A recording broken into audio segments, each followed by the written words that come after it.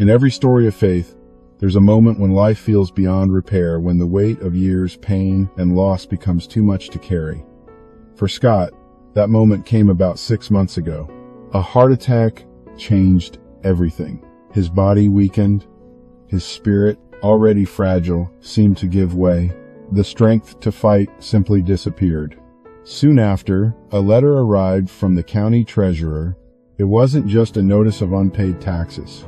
It was a final warning. Their home, the place that held every memory of his family, was about to be lost. But, truthfully, Scot had already been losing that home for years. 10 years earlier, his wife, the love of his life, passed away in that house. Since then, Scot hadn't changed a thing in her room. Not one picture, not one folded blanket. Grief had frozen time, and for a decade, he simply existed inside its walls, a prisoner of memory, standing still while life kept moving. Jonah, his son, was only 12 when she died. Now a young man, Jonah had grown up with the residue of pain and grief always tainting his confidence. He didn't have a job, a driver's license, nor any plan for the future. Social anxiety made the world outside feel impossible. So he stayed where it was safe, where his mother's memory lingered, in the home he was about to lose. But as their world began to crumble with bills unpaid, faith uncertain, and a home slipping away, something unexpected began to happen. Their church invited them to join 21 days of prayer. At first, it was just a commitment, a routine, but what started as a church practice soon became a turning point, a move of the Lord working quietly in their lives. This is the story of Jonah and Scot, a father and son, each carrying years of pain, stepping together into a season of prayer. Over 21 days, we watched faith awaken where loss had settled. We saw hearts softened, hope rekindled, and two lives slowly drawn back toward the God who still heals, still restores, and still writes new stories even after years of silence. This is more than a documentary about change. It's a journey of grace, prayer, and renewal. A witness to what happens when the Lord begins to make all things new. All right, it's day 11 of 21 days of prayer with Jonah. And anything that you want to start off talking about tonight? Like, let's see, I guess last night you said you were going to tell the house story about the roaches. And how'd that go? I wanted to pray about it, but we were strict on the rules, saying, if it's not something, because you wanted to go by scripture more and pray. You talked about how the importance of praying through scripture, and if it doesn't have relevance to it, probably don't do that. You also said something about, relevance about the church and stuff, right? Yeah, I argued that, like, I'm not trying to pray that the roaches get vanished, like, pray for the vanishing of the roaches, like vanishing of Will Byers, like Stranger Things. No, I just need strength. That's all I need. I just need strength, because I'm 22 years old.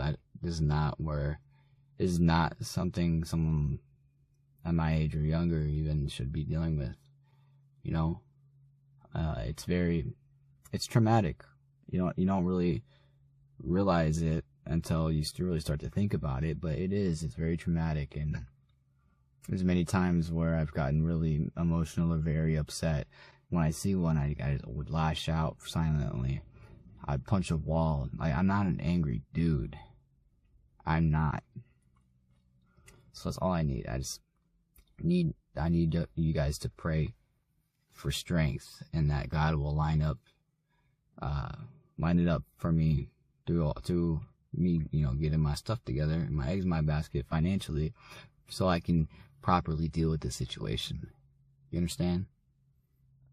Yeah, that's all that is. Like, I understand being strict on stuff, but like, I wasn't praying for them to be vanished. Just prayed that I can take care of this, and the strength too.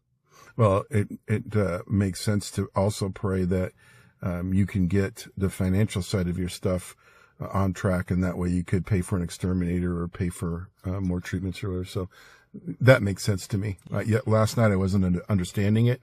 Now I get it. Yeah. So, here we are halfway through this, or even more than halfway now.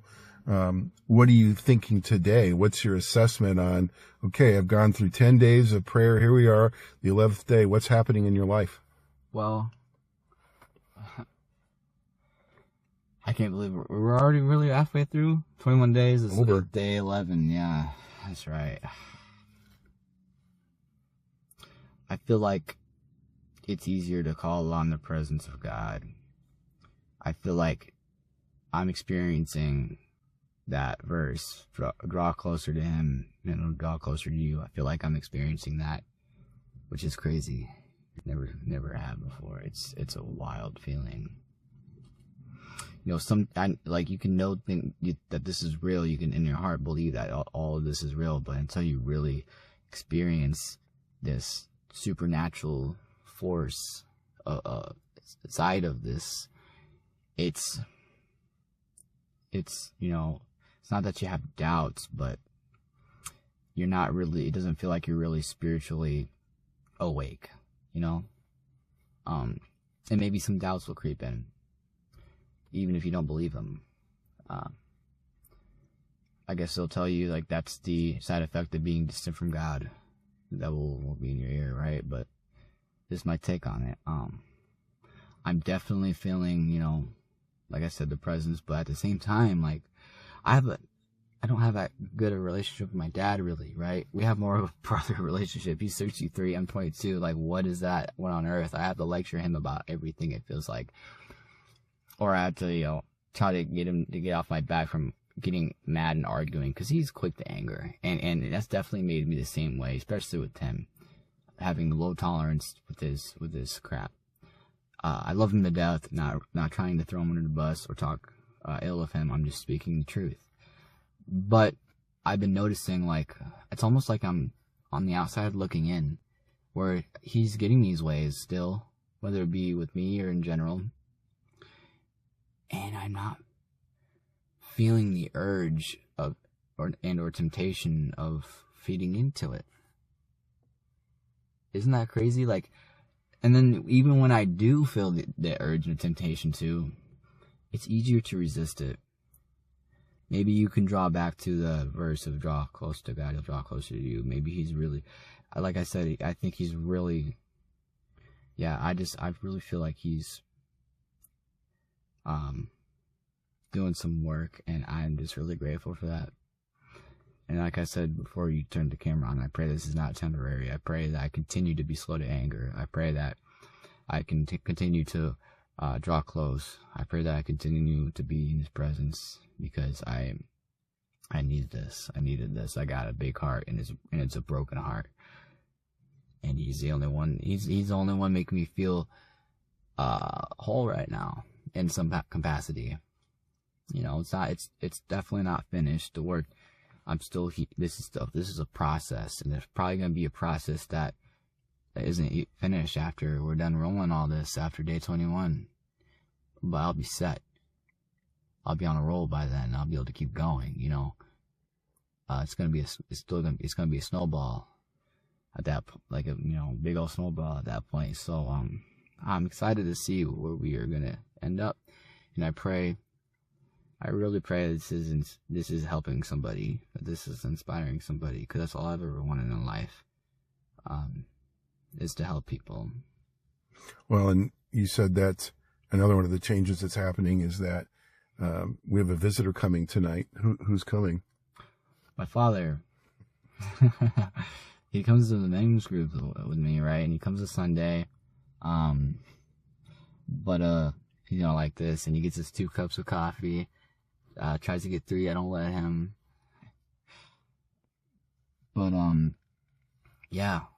he's actually been wanting to do this, but he just hasn't been able to yet. Now he's doing it.